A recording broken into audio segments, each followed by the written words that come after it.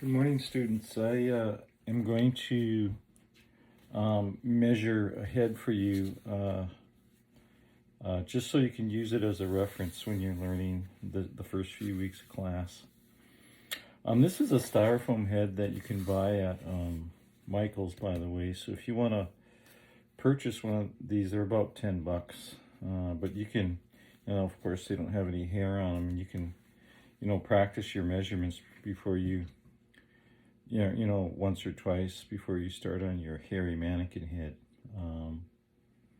But anyway, I have this sheet I posted in Canvas right here, and I'm just going to read off the steps. We're going to go plane by plane. Okay, so I'll segment the video into, segment them into planes so it's not one long video. You can just study each plane video one by one. Okay. So so I'm just going to read off from the sheet, okay? So this is the first plane is the sagittal midline plane, okay? So you start by marking the Nasion. Nasion is right at the bridge of the nose where the frontal bone meets the nasal bones, and we'll discuss that in class. And the inion is the occipital protuberance, which is a little bump in the back of the head. So you're going to have to feel for that. But we're going to put, this one doesn't have an occipital protuberance, this mannequin head. But I'm going to put it right about there since I kind of know from experience. Okay. All right. So next we're going to measure the Nasion to inion distance, okay? So you can do this either two ways. You can start, I usually start in the back because my patients are usually lying down. And yours will be too most of the time, or sitting down at least.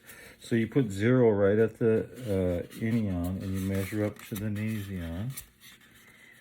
And on this mannequin, it's about 34.5. So I'm gonna round it up to about 35, okay? Okay, and then it says mark FPZ 10% the Nasion to inion distance above the Nasion, okay? So the Nasion to inion distance was 35, so 10% of that is 3.5. You just move the decimal over one spot to the left, so it's 3.5. So I'm going to get the FPZ, it says mark FPZ 10% up the Nasion to inion distance above the Nasion. So I'm going to use red. So you mark 3.5 right here, okay? So I'm going to use red for FPZ, okay? Because we don't actually put an electrode on FPZ, but it's used as a reference point, okay? So I marked FPZ 10% of the Nasion to inion distance above the Nasion. And then you mark OZ. Mark OZ 10% the Nasion to inion distance above the inion, okay? So I find the inion mark, and then I go up 10% there. So I'm going to mark the OZ with red also, because we're not going to put an electrode there either. It's actually a reference point, okay? All right, now it says mark CZ halfway between FPZ and OZ, okay?